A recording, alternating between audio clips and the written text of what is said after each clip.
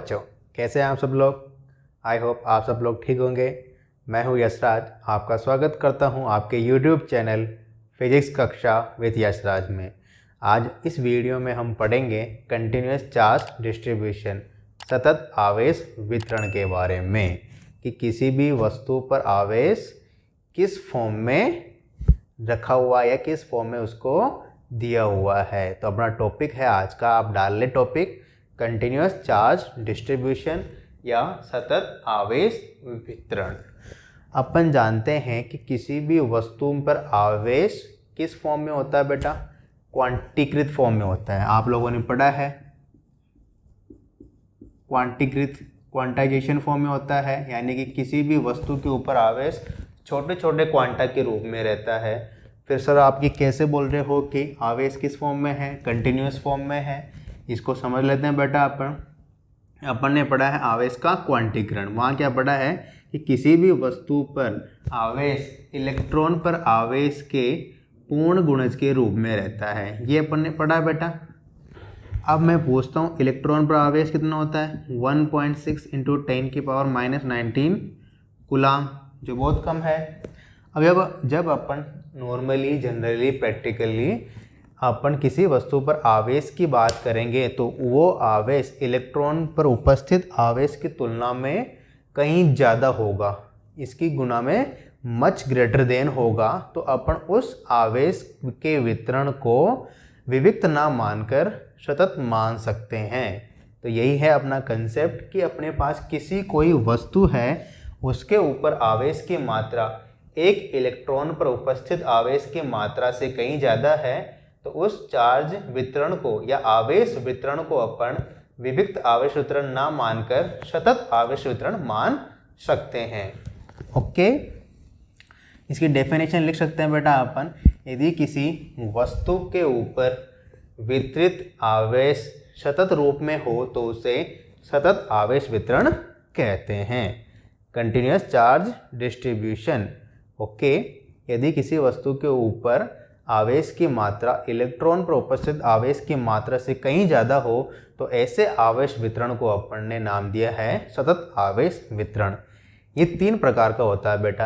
अपने पास बेटा पहला प्रकार है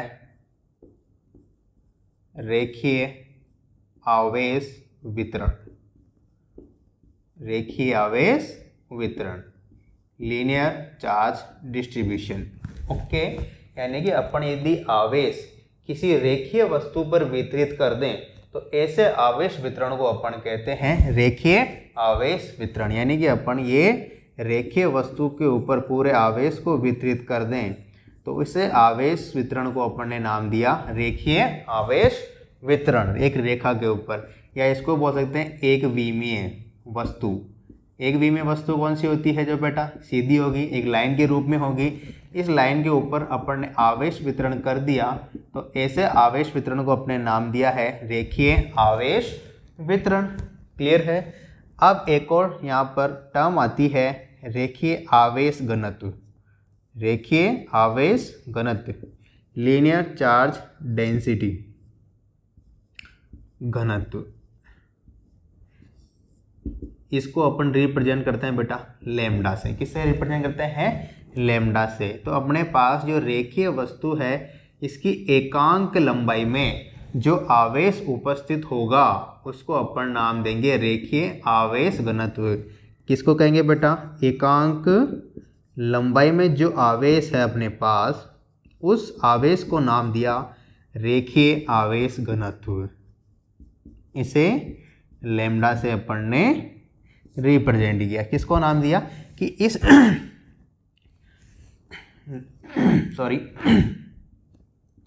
जो वस्तु है अपने पास एक विमीय है, इसकी एकांक लंबाई में जितना आवेश है उसी आवेश को अपन बोलते हैं रेखीय आवेश घनत्व। इसका अगर फॉर्मूला अपन डिराइव करें वो क्या होगा बेटा, आवेश बटेवा कुल लंबाई।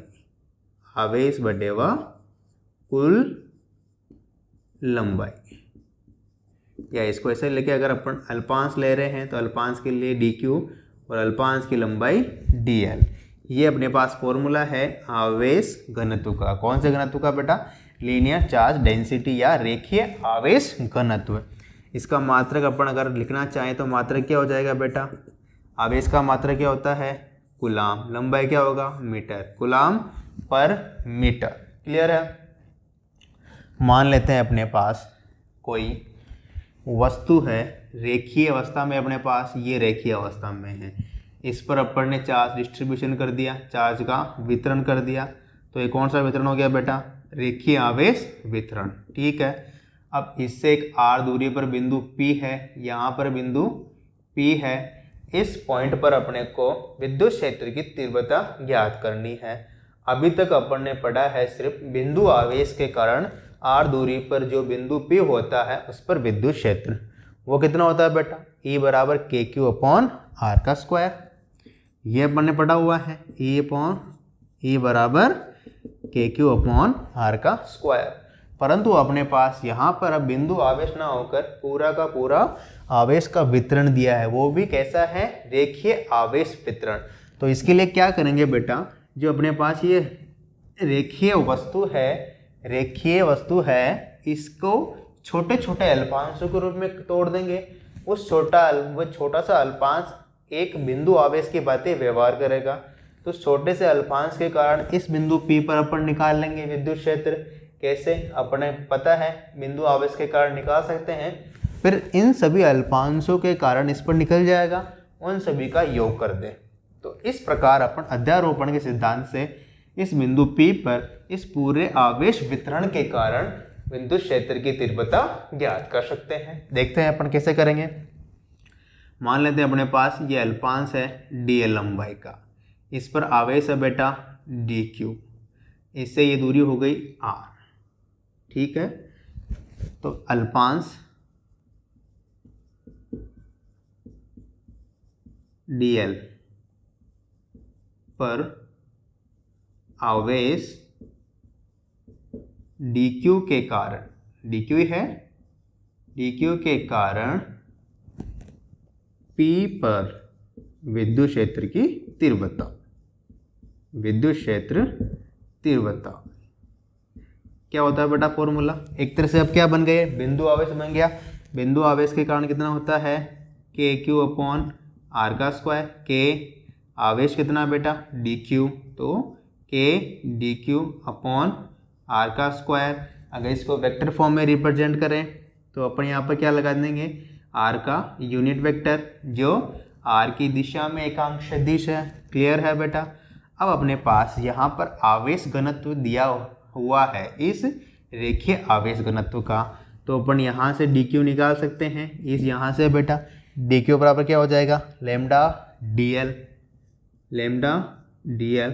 तो अपने पास de क्या हो गया बेटा, k dq की जगह अपन क्या लिख सकते हैं, लैम्डा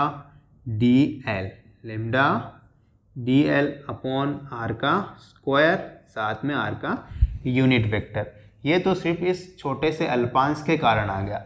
ऐसे ही अपने इसके बहुत सारे टुकड़े करें, ये टुकड़ा, ये टुकड़ा, ये टुकड़ा, ये टुकड़ा, इन सभी अल्पांशों के कारण इस पर विद्युत क्षेत्र निकालें, तो फिर उनको जोड़ेंगे तो अपने पास यहाँ पर चार्ज क्या है, कंटिन्यूस फॉर्म में है। अपने पास चार्ज कंटिन्यूस फॉर्म में है तो अपन यहाँ पर इंटीग्रेशन का यूज कर सकते हैं अध्यारोपण के सिद्धांत के लिए। किसका यूज कर सकते हैं, समाकलन का। तो संपूर्ण रेखीय आवेश के कारण, संपूर्ण आवेश के कारण बोल सकते हैं बेटा अपन, संपूर्ण आवेश के कारण P पर विद्युत क्षेत्र, P पर विद्युत क्षेत्र कितना हो जाएगा बेटा, E मान लें उसको, तो वो क्या होगा, इस छोटे से अल्पांश के कारण इस पर विद्युत क्षेत्र कितना था, dE। कितना था बेटा, dE।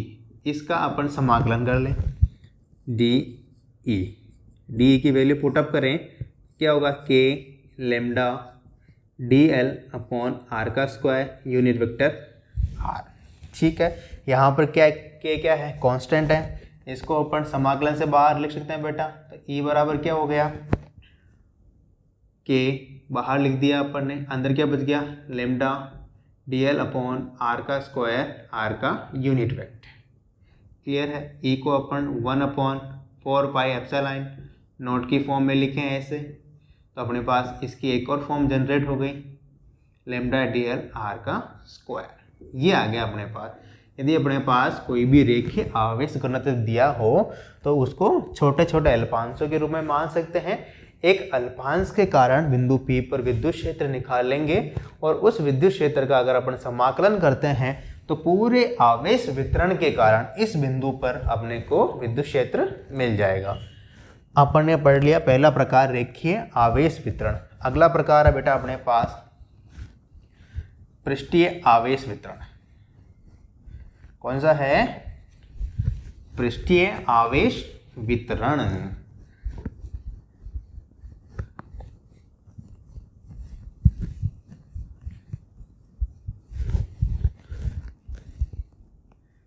दूसरा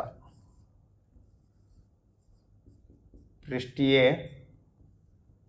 आवेश वितरण, सरफेस चार्ज डिस्ट्रीब्यूशन। क्लियर है?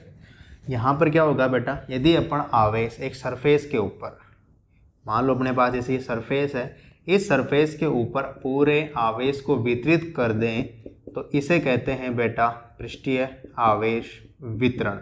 यानी कि अपन ने कोई चार्ज लिया, उसको किसी सरफेस के ऊपर, किसी पृष्ठ के ऊपर वितरित कर दिया, तो ऐसे वितरण को अपन ने नाम दिया पृष्ठीय आवेश वितरण।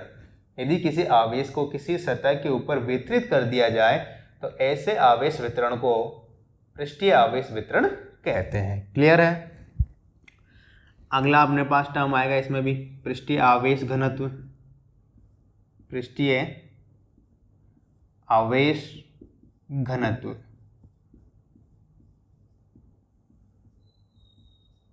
जैसे अपन ने वहां पढ़ा था रेखीय आवेश घनत्व में, क्या पढ़ा था कि एकांक लंबाई पर उपस्थित आवेश की मात्रा को अपन ने बोला था रेखीय आवेश घनत्व। वैसे ही यहाँ बोलेंगे बेटा एकांक क्षेत्रफल पर, क्योंकि यहाँ पर अब पृष्ठ आ गया तो पृष्ठ का क्या होता है बेटा, क्षेत्रफल होता है। तो एकांक क्षेत्रफल पर आवेश, इसको बोलते हैं बेटा पृष्ठीय आवेश घनत्व। और इसको रिप्रेजेंट करते हैं बेटा सिग्मा से। किससे प्रदर्शित करते हैं? सिग्मा से। तो अपने पास सिग्मा बराबर क्या हो जाएगा, आवेश बटेवा क्षेत्रफल। आवेश बटेवा क्षेत्रफल।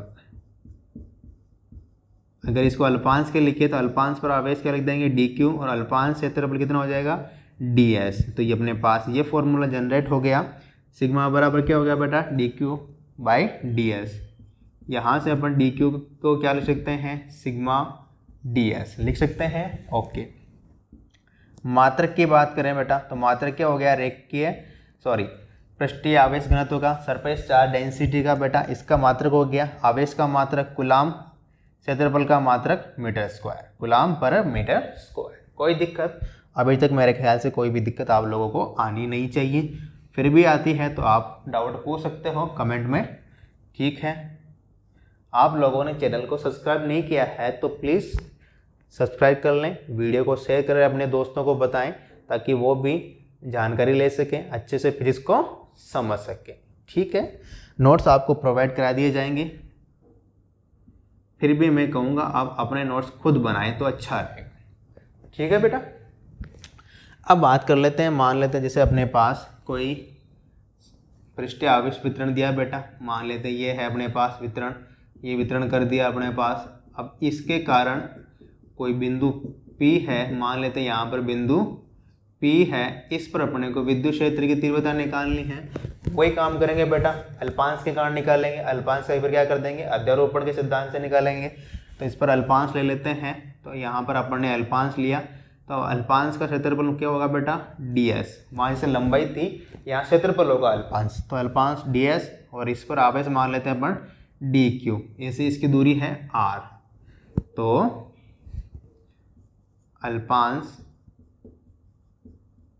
पर उपस्थित आवेश कितना बेटा, dq के कारण बिंदु P पर विद्युत क्षेत्र। अब अल्पांश अपने पास काम करेगा बिंदु आवेश की तरह, और बिंदु आवेश के कारण अपने पास किसी भी आर दूरी पर बिंदु पर क्या होता है बेटा, के क्यू अपॉन आर का स्क्वायर, के क्यू या आवेश कितना है डी क्यू अपॉन आर का स्क्वायर, और डायरेक्शन दिखाने के लिए आर का यूनिट वेक्टर इस डायरेक्शन में अपने पास ये हो गया डी। अब संपूर्ण आवेश के कारण निकालें तो कितना हो जाएगा बेटा, संपूर्ण आवेश के कारण P पर विद्युत क्षेत्र की तीव्रता। ठीक है, ये कितनी हो गई बेटा, E, वही समाकलन करेंगे किसका, D का। ओके, K को अपन क्या लिख सकते हैं बेटा, 1/4πε0 लिखते हैं एक बार सीधा डायरेक्टली, ताकि बार बार लिखने की ज़रूरत खत्म हो जाए। DQ अपॉन आर का स्क्वायर, आर का यूनिट वेक्टर, क्लियर है। 1/4πε0 इंटीग्रेशन से बाहर लिख सकते हैं, लिख दिया। DQ की वैल्यू क्या है बेटा, यहाँ से अपन लिख सकते हैं DQ बराबर सिग्मा ds अपॉन आर का square, r unit vector. Clear है, आई थिंक क्लियर है। कोई दिक्कत नहीं सर, कोई दिक्कत नहीं है हमें। ठीक है बेटा, हलवा बन चुका है अपने पास ये वाला formula, 1/4πε0 sigma ds upon r का स्क्वायर, साथ में डायरेक्शन शो करने के लिए यूनिट वेक्टर आर का। ये हो गया अपने पास सरफेस चार्ज डिस्ट्रीब्यूशन या पृष्ठीय आवेश वितरण। अगला है अपने पास आयतन वितरण। अब तक आप समझ चुके होंगे आयतन में क्या होगा बेटा, आवेश का वितरण कैसे होगा, किसी आयतन में होगा या किसी त्रिविमीय वस्तु में होगा। अगर कोई वस्तु त्रिविमीय है तो ऑब्वियसली उसका आयतन होगा, द्विविमीय तो क्षेत्रफल होगा। तो अपने पास ये हो गया आयतन आवेश वितरण। यदि अपन आवेश किसी त्रिविमीय वस्तु पर करें तो इस आवेश वितरण को कहते हैं आयतन आवेश वितरण। क्लियर है बेटा, जैसे अपने पास एक घन है, घन के रूप में अपन आवेश वितरण करें तो घन क्या है, त्रिविमीय वस्तु है, तो इस आवेश वितरण को अपन कहेंगे आयतन आवेश वितरण। यहाँ भी बात आई घनत्व की, उस घनत्व को नाम देंगे आयतन आवेश घनत्व। ठीक है बेटा, अब यहाँ पर क्या होगा, आप लोग मुझे बताओ, देखें आप लोग अब समझ चुके होंगे एकांक आयतन में, समझ गए, एकांक आयतन में आवेश क्या कहलाएगा बेटा, आयतन आवेश घनत्व। इसको रिप्रेजेंट करेंगे रो से, किसे करेंगे, रो से। रो का फॉर्मूला क्या हो जाएगा बेटा, आवेश बटेवा आयतन, आवेश बटेवा आयतन। ठीक है बेटा, आवेश अगर अल्पांश की बात करें अपन तो DQ, और अल्पांश का आयतन कितना होगा TV। मात्रक की बात करें तो मात्रक क्या हो जाएगा बेटा, सिंपल है, आवेश का मात्रक कूलम, आयतन का मात्रक मीटर क्यूब। क्लियर है।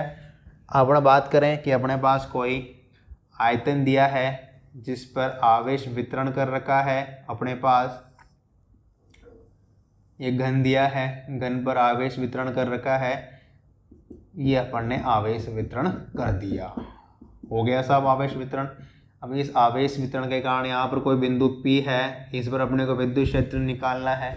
सिंपल सा काम, अल्पांश में तोड़ो साहब, ये मैंने छोटा सा आयतन अल्पांश ले लिया, इसका आयतन मान लिया dV, इस पर उपस्थित आवेश मान लिया dQ, तो dQ कितना हो जाएगा बेटा, और इसका आवेश घनत्व है रो, तो रो dV। क्लियर है, ठीक है।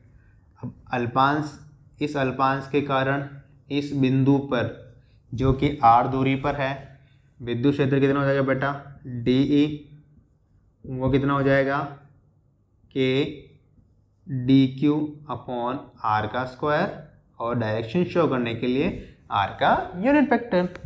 पूरे सरफेस, पूरे वॉल्यूम के कारण इस बिंदु P पर चार्ज जो इस पूरे वॉल्यूम पर अपन ने वितरित किया है, इस आयतन पर जो अपन ने आवेश दिया, इस संपूर्ण के कारण बिंदु P पर विद्युत क्षेत्र निकालने के लिए सिंपल काम, इसका इंटीग्रेशन करेंगे, कोई दिक्कत नहीं होनी चाहिए। ये DE। क्लियर है बेटा। यहाँ से अपन K को बाहर निकाल सकते हैं तो 1/4πε0, अंदर क्या बचेगा dQ/r²। यहाँ dQ को इस फॉर्म में अपन रिप्रेजेंट कर सकते हैं रो dV। तो अपने पास क्या हो गया रो dV/r²। आपको रोना नहीं है, आपको हंसते हंसते पढ़ाई करनी है। क्लियर है बेटा। ये रो है बट आपको हंसते रहना है, मुस्कुराते रहना है, तभी पढ़ने में मज़ा आएगा। चलो ये अपन ने पढ़ लिया कि अपने पास आवेश वितरण 3 प्रकार का होता है। पहला पढ़ा अपन ने रेखीय आवेश वितरण, ठीक है बेटा। दूसरा पढ़ा अपन ने पृष्ठीय वाला। तीसरा पढ़ा आयतन के लिए। तीनों के लिए अपन ने चार्ज डेंसिटी पढ़ी, आवेश घनत्व पढ़ा। रेखीय आवेश घनत्व को हमने नाम दिया लैम्डा, जो एकांक लंबाई पर उपस्थित आवेश की मात्रा थी, ठीक है। उसी प्रकार पृष्ठीय आवेश घनत्व क्या था बेटा कि एकांक क्षेत्रफल पर उपस्थित आवेश। इसको अपन ने रिप्रेजेंट किससे किया बेटा सिग्मा से। किससे रिप्रेजेंट किया सिग्मा से। क्लियर है। फिर उसके बाद पढ़ा अपन ने आयतन आवेश वितरण। वहाँ अपन ने जाना कि एकांक आयतन में जो आवेश उपस्थित है उसको अपन ने नाम दिया एक आयतन आवेश घनत्व। इसको अपन ने रिप्रेजेंट किया रो से। फिर अपन ने जाना कि अपन जो कंटिन्यूस चार्ज डिस्ट्रीब्यूशन है या सतत आवेश वितरण है, इसके कारण किसी बिंदु पर विद्युत क्षेत्र की तीव्रता कैसे निकाल सकते हैं। अपन उसको छोटे छोटे टुकड़ों में तोड़ दें, उस एक छोटे अल्पांश के कारण पहले उस पर अपन विद्युत क्षेत्र निकाल लें। ऐसे बहुत सारे टुकड़े हैं, उनके कारण निकालेंगे, या यूं करेंगे उस टुकड़े के कारण निकले हुए का अपन यहाँ पर अपने पास आवेश कैसा है कंटिन्यूस फॉर्म में है, तो अपन यहाँ पर क्या कर सकते हैं इंटीग्रेशन कर सकते हैं। अगर विविक्त फॉर्म में होता है तो अपन किसका यूज करते हैं बेटा समेशन का यूज करते हैं, आपको पता है ही सही। परंतु यहाँ पर अपने पास कंटिन्यूस फॉर्म में है तो समेशन की जगह अपन समाकलन का उपयोग करेंगे। क्लियर है। पहले इस अल्पांश के कारण निकालेंगे, फिर उस अल्पांश का अपन समाकलन कर देंगे, तो अपने पास पूरे आवेश वितरण के कारण उस बिंदु पर अपने पास विद्युत क्षेत्र की तीव्रता निकल जाएगी। अपन ने तीनों के लिए निकाल ली, पहले रेखीय के निकाली, फिर पृष्ठीय के लिए निकाली, फिर आयतन के लिए निकाली। अब एक एग्जाम्पल देखते लेते हैं अपन रिंग का। किसका देख लेते हैं बेटा रिंग का। अपने पास एक रिंग दे रखी है, मान लेते हैं अपने पास ये अपने पास रिंग है वलय। ये चूड़ी सही नहीं बनी अपने से, चलो सही बनाते हैं भाई साहब। ये लो भाई साहब बना दी सही से। ये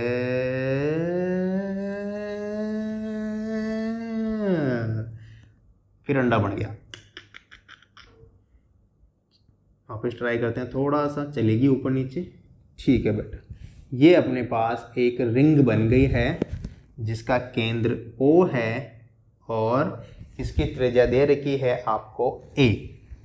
क्या दे रखी है त्रिज्या A दे रखी है, और इस वलय की या इस रिंग की अक्ष पर, अक्ष कौन सी होगी बेटा ये वाली। अपने पास चूड़ी इमेजिन करो, चूड़ी ऐसी होती है गोल गोल। अब मेरे पास चूड़ी है तो नहीं, ठीक है। अपन मान सकते हैं अपने पास एक चूड़ी है, ऐसे है ये चूड़ी समझ रहे हैं अपन, चूड़ी मैंने ऐसे रखी हुई है, इस चूड़ी को मैंने खड़ा कर दिया। क्लियर है। तो बेटा जो इसका केंद्र होता है O, तो इस जो चूड़ी का तल होता है उसके लंबवत गुजरने वाली जो रेखा होती है केंद्र से, इसको कहते हैं अपन अक्ष। और जो इसका व्यास होता है, व्यास के अनुदिश जो रेखा गुजरती है उसको कहते हैं अपन निरक्ष। जो व्यास के गुजर रही है उसको तो कहते हैं निरक्ष, और जो केंद्र से जिस तल में स्थित है उसको कहते हैं अपन एक्स। अब इस चूड़ी को ऐसे कर दो तो एक्स कौन सी होगी बेटा ये वाली होगी। तो इसके O से कुछ दूरी पर बिंदु P है जिस पर आपको विद्युत क्षेत्र की तीव्रता ज्ञात करनी है। अब ये दूरी भी दे रखी है अपने को, x कितनी दे रखी है x दे रखी है, और इस वलय पर आवेश का वितरण कर रखा है। जब तक मैं आवेश वितरण कर रहा हूँ आप लोग सोच के बताओ कि इस रिंग पर आवेश वितरण किस प्रकार का है तीनों में से। ये मैंने आवेश वितरण कर दिया है। क्लियर है?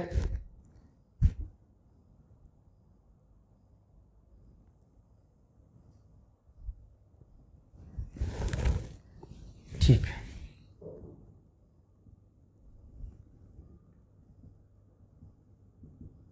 सोच लिया कौन सा आवेश वितरण बेटा? रेखीय आवेश वितरण। अरे कुछ नहीं, एक लंबा तार है, उसको अपन ने घुमाकर क्या कर दिया, एक चूड़ी बना दिया, तो क्या बन गई, वो रिंग बन गई। है तो रेखीय ही ना बेटा। तो ये आवेश वितरण कैसा है अपने पास? सबसे पहले तो है रेखीय आवेश वितरण। कौन सा बेटा? रेखीय आवेश वितरण। ठीक है, इस पर जो चार्ज है बेटा वो है पूरा चार्ज Q, और इसकी जो आवेश घनत्व है बेटा वो कैसा होगा? आवेश घनत्व लैम्डा, वो क्या होगा बेटा? आवेश बटेवा लंबाई। किसकी लंबाई? इस वलय की लंबाई। वलय की लंबाई कितनी होगी? वलय की परिधि, एक वृत्त हो गया, वृत्त की लंबाई कितनी होती है? वृत्त की परिधि होती है बेटा, वो कितनी होती है? 2πr। आवेश कितना दे रखा है? Q। लंबाई कितनी हो गई? परिधि हो गई। परिधि कितने बेटा अपने पास? 2πr। r अपने को दे रखी है a, तो यहाँ पर क्या हो गया? 2πa। इक्वेशन नंबर 1 कर लेते हैं इसको। क्लियर है? अब क्या करें बेटा, अपन जानते हैं इस पूरी रिंग के कारण ज्ञात करना है, तो इसको छोटे छोटे अल्पांशों में तोड़ना पड़ेगा। ठीक है, अपन क्या करते हैं, एक तो अल्पांश यहाँ पर लेते हैं, एक अल्पांश बिल्कुल इसके नीचे लेते हैं समान प्रकार का।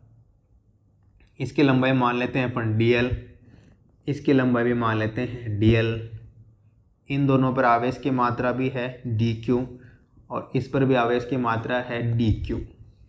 तो ये अल्पांश क्या हो गया बेटा? एक तरह से बिंदु आवेश हो गया, पॉइंट चार्ज हो गया। इस पॉइंट चार्ज के कारण बिंदु P पर अपन विद्युत क्षेत्र निकालेंगे। ठीक,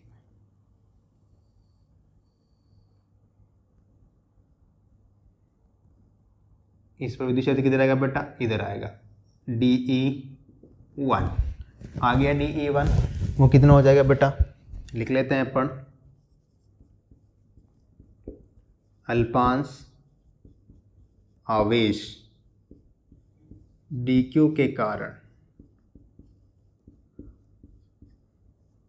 P पर विद्युत क्षेत्र dE1 कितना हो गया बेटा? 1/4πε0। ठीक है, और Q पर यहाँ कितना बेटा? आवेश dQ अपॉन दूरी कितनी है बेटा? ये वाली A है, ये वाली X है। अगर इसको नाम दे तो ये क्या हो गया बेटा? कर्ण हो गया। तो ये दूरी कितनी हो जाएगी? इसका स्क्वायर प्लस इसका स्क्वायर, x का स्क्वायर प्लस a का स्क्वायर। आई होप आप लोगों को समझ में आ गया होगा बेटा। ये नहीं आया होगा तो वापस बात कर लेते हैं अपन। ये अपने पास इसे O, इसको नाम दे दिया AP, तो अपने पास ये क्या बन गया? ये अपने पास P है। तो त्रिभुज OAP क्या है बेटा? समकोण त्रिभुज है। ये आधार है, ये कर्ण है, सॉरी ये आधार है, ये लंब है, तो ये क्या हो गया? कर्ण हो गया। कर्ण कितना होता है बेटा? आधार का स्क्वायर प्लस लंब का स्क्वायर। तो वही क्या है बेटा, अपन यहाँ से कर्ण ज्ञात करेंगे तो कर्ण क्या होगा बेटा? कर्ण का स्क्वायर बराबर आधार का स्क्वायर। आधार कितना है? x का स्क्वायर प्लस लंब का स्क्वायर, लंब का स्क्वायर। यहाँ अपन इसकी दूरी का तो स्क्वायर करते हैं बेटा, r का स्क्वायर। तो ये r का स्क्वायर क्या हो गया? x स्क्वायर प्लस a का स्क्वायर। क्लियर है? ठीक, इक्वेशन नंबर 2। इसी प्रकार इस आवेश के कारण इस बिंदु P पर विद्युत क्षेत्र हो जाएगा dE2। ठीक है, दूसरे अल्पांश आवेश dQ के कारण P पर विद्युत क्षेत्र, P पर विद्युत क्षेत्र वो कितना होगा बेटा? dE2। ये भी कितना होगा? 1/4πε0, राइट। एंड आवेश की मात्रा दोनों पर सेम है dq। अब ये वाली दूरी भी अपने पास क्या होगी, a हो जाएगी। तो इसके लिए भी क्या हो गया, कर्ण हो गया। कर्ण क्या होगा, आधार का स्क्वायर प्लस लंब का स्क्वायर, उसका रूट होगा परंतु यहाँ इसका स्क्वायर है तो ये स्क्वायर हो गया। Equation number 3। अब मान लेते हैं अपने पास ये वाला जो एंगल है वो है बेटा थीटा, तो ये वाला भी है थीटा अपने पास। क्लियर है। अब अपने पास दो विद्युत क्षेत्र हैं जिनके दिशाएं भिन्न भिन्न है परंतु इनके परिमाण तो एक जैसे हैं बेटा। अपन देख रहे हैं यहाँ भी यही है, यहाँ भी यही है, तो अपन क्या करेंगे, इनको घटकों में वियोजित करेंगे, इनके कंपोनेंट में फ्रैक्शन करेंगे। एक कंपोनेंट अपने पास अक्ष के अनुदिश आ जाएगा बेटा, ये वाला इधर, और एक कंपोनेंट इनकी निरक्ष के अनुदिश आ जाएगा। ठीक है, करो साहब। ये वाला थीटा तो ये वाला भी कितना होगा बेटा, थीटा, ये वाला भी थीटा हो जाएगा। क्लियर है। ठीक है। अब ये वाला घटक तो DE1 कोस थीटा और ये वाला घटक DE1 साइन थीटा। थीटा की तरफ वाला घटक होता है कोस थीटा और दूसरी तरफ वाला घटक होता है बेटा साइन थीटा। ये बात याद रखो। ठीक है, ओके। आगे बढ़ते हैं। अपने पास इसी प्रकार इसका घटकों में वियोजन करेंगे। इधर वाला घटक कौन सा हो जाएगा बेटा, DE2 साइन थीटा या cos theta, cos theta. Theta की तरफ वाला कोस थीटा, थीटा से दूसरी तरफ वाला साइन थीटा। ओके, क्लियर है बेटा।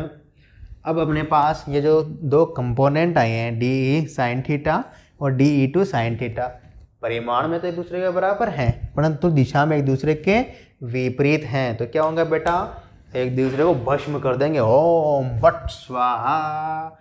ये हो गए दोनों एक दूसरे के कैंसिल। अपने पास कौन बचे, सिर्फ ये वाले घटक जिनकी डायरेक्शन किधर है, इनकी अक्ष के अनुदिश ही, यानी कि ऐसे ही अपने पास जैसे ये कंपोनेंट यहाँ होगा अल्पांश, उसके सामने भी अल्पांश लेंगे तो उनके कारण भी इनके निरक्ष वाले घटक आपस में कट जाएंगे। इस संपूर्ण रिंग के कारण सिर्फ अपने पास विद्युत क्षेत्र की तीव्रता प्राप्त होगी, उसकी दिशा किधर होगी बेटा, अक्ष के अनुदिश ही। ठीक है, ये काम सिर्फ अपन ने किया P बिंदु पर विद्युत क्षेत्र की तीव्रता पता करने के लिए। क्लियर है। अब निकाले बेटा संपूर्ण आवेश के कारण, संपूर्ण आवेश वितरण के कारण, है ना, संपूर्ण आवेश के कारण P पर विद्युत क्षेत्र। क्या करेंगे बेटा, अपने को पता है इस वाले का अपन इंटीग्रेशन कर देंगे। कौन से वाले घटक का, इस वाले घटक का। ये काम तो सिर्फ अपन ने किया था दिशा पता करने के लिए, परंतु अपन समाकलन तो एक का ही करेंगे ना, एक अल्पांश आवेश के कारण। चाहे इसके कारण कितना आ रहा है बेटा, DE कोस थीटा, वो कर लेते हैं। अपने पास E बराबर क्या हो गया बेटा, integration of DE1 cos theta. Clear है। DE1 की वैल्यू यहाँ से रखेंगे बेटा, तो E इक्वल टू कितना हो गया अपने पास, ये रहा, ये वैल्यू यहाँ रखेंगे 1/4 pi epsilon not DQ divided by, एक बार पूरा इसको इंटीग्रेशन में रख लेते हैं फिर अपन बाहर निकालेंगे, x का स्क्वायर प्लस a का स्क्वायर, साथ में क्या है बेटा कोस थीटा, ये कोस थीटा। अब इस ट्रायंगल से कोस थीटा की वैल्यू निकाल सकते हैं बेटा, तो यहाँ से कोस थीटा कितना आ जाएगा, कोस थीटा बराबर क्या होता है, आधार बटेवा कर्ण, आधार बटेवा कर्ण। ठीक है, आधार क्या है बेटा x, कर्ण क्या है ये वाला, ये कितना है x का स्क्वायर प्लस a का स्क्वायर का रूट, यही है। तो अपने पास अंडर रूट x का स्क्वायर प्लस a का स्क्वायर, ये वैल्यू पुट अपन यहाँ रख देंगे कोस थीटा की जगह। चलो रख दो, यहीं रख देते हैं अपन। तो कितना हो गया बेटा, x डिवाइडेड बाई x का स्क्वायर प्लस ए का स्क्वायर का रूट, या इसको अपन पावर 1/2 रख सकते हैं। क्लियर है बेटा? ओके, अब बात करते हैं आगे बेटा, ठीक है। डी क्यू, अब इस अपने पास जो छोटा सा अल्पांश लिया था इस पर आवेश है डी क्यू। तो डी क्यू कैसे निकाल सकते हैं बेटा अपन? डी क्यू क्या होता है अपने पास, कैसे निकाल सकते हैं कि अपने पास आवेश घनत्व दिया है लेमडा, इसको इसकी लंबाई से गुणा कर दें। किसकी लंबाई? अल्पांश की लंबाई। तो अपने पास इस अल्पांश पर उपस्थित आवेश हो जाएगा डी क्यू। ये वैल्यू भी यहाँ रख दें। ई बराबर क्या हो गया बेटा? 1/4 पाई एप्सिलॉन नॉट। तो बेटा कांस्टेंट है, इसको अपन इंटीग्रेशन से बाहर रख लें। चलो 1/4 पाई एप्सिलॉन नॉट, ठीक है। या इसको सीधा शॉर्टकट कर लेते हैं बेटा, कोई दिक्कत की बात नहीं, इसको सीधा कर लेते हैं अपन, ठीक है। ये हो गया x, ये इसकी पावर 1, इसकी पावर हाफ, तो कितना हो गया बेटा? पावर 3/2, x का स्क्वायर प्लस पावर 3/2, ठीक है। अंदर क्या बचा और D Q, okay. 1/4 pi epsilon not. अब क्या x है? x से दूरी है, ये तो एक तरह से नियत राशि है बेटा, तो इसको भी अपन समाकलन से बाहर रख सकते हैं। बिल्कुल रख सकते हैं सर, कोई बात नहीं है। अब ये वाली दूरी भी कांस्टेंट है, इसको भी समाकलन से बाहर रख सकते हैं। हाँ सर बिल्कुल रख सकते हैं, कोई दिक्कत की बात नहीं है। चलो ठीक है, अंदर क्या बचा भाई साहब? D Q. डी क्यू का समाकलन यानी कि इस पूरी रिंग के ऊपर कितना आवेश है वो तो अपन को पता ही है, कितना है? क्यू। तो इसके लिए क्या रख सकते हैं बेटा? ये अपने पास ई हो गया 1/4 पाई एप्सिलॉन नॉट एक्स का स्क्वायर प्लस ए का स्क्वायर की पावर 3/2, राइट। और क्या बच गया अपने पास? ये इसका अपन ने समाकलन किया, कितना आएगा बेटा? क्यू। कोई दिक्कत? कोई दिक्कत नहीं सर। चलो आगे बढ़ते हैं, ठीक है। ये आ गया अपने पास इस रिंग के कारण बिंदु P पर विद्युत क्षेत्र की तीव्रता। क्लियर है? ठीक है। अब अपने पास यदि ये जो x पॉइंट है बहुत दूर हो, x की वैल्यू बहुत दूर हो, यानी कि इसकी तुलना में बहुत ज़्यादा हो, तो अपन a को क्या है? नगण्य मान सकते हैं। तो इस वाले पद में a क्या हो जाएगा बेटा? नेगलेक्ट हो जाएगा। तो अपने पास क्या हो जाएगा? E बराबर 1/4 pi epsilon not x divided by, यहाँ a स्क्वायर तो नगण्य हो गया, तो x का स्क्वायर, इसकी पावर 3/2, और ऊपर क्या चल रहा है? q। क्लियर है? यहाँ ले आते हैं एक बार।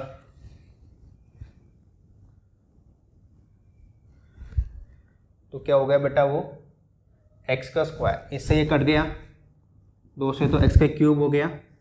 e बराबर 1/4 पाई एप्सिलॉन नॉट x का क्यूब, साथ में क्यूब, x कट गया तो क्या हो गया बेटा? x का स्क्वायर, ठीक है। अपने पास e बराबर क्या आ गया? 1/4 pi epsilon naught q upon x का स्क्वायर। ये आ गया अपने पास बहुत ज़्यादा दूर बिंदु हो रिंग से, तो उसके लिए ये किसके कारण आया बेटा? ये अपन ने पहले भी आ चुका अपने पास। e बराबर 1/4 pi epsilon naught q upon r का स्क्वायर। किसके कारण आया था? बिंदु आवेश के कारण। यानी कि अपनी जो रिंग है एक बिंदु आवेश की भांति ही व्यवहार करती है। किसके लिए? उसकी अक्ष पर स्थित बिंदुओं के लिए। ओके, थैंक यू बेटा। आपको आई होप आपको अच्छा लगा होगा वीडियो। अच्छा लगा हो तो लाइक कर देना, शेयर कर देना वीडियो को अपने दोस्तों में, ताकि वो भी देख सकें। ठीक है बेटा, फिर भी कोई डाउट रह गया आपका तो आप कमेंट में लिख देना, मैं आपका डाउट ज़रूर दूर कर दूंगा। नोट्स मिल जाएंगे आपको PDF फॉर्मेट में। फिर भी मैं कहूँगा आप खुद अपने हाथ नोट्स बनाएं तो वो अच्छा रहेगा। क्लियर है बेटा? थैंक यू फॉर वॉचिंग, मिलते हैं अगले वीडियो में।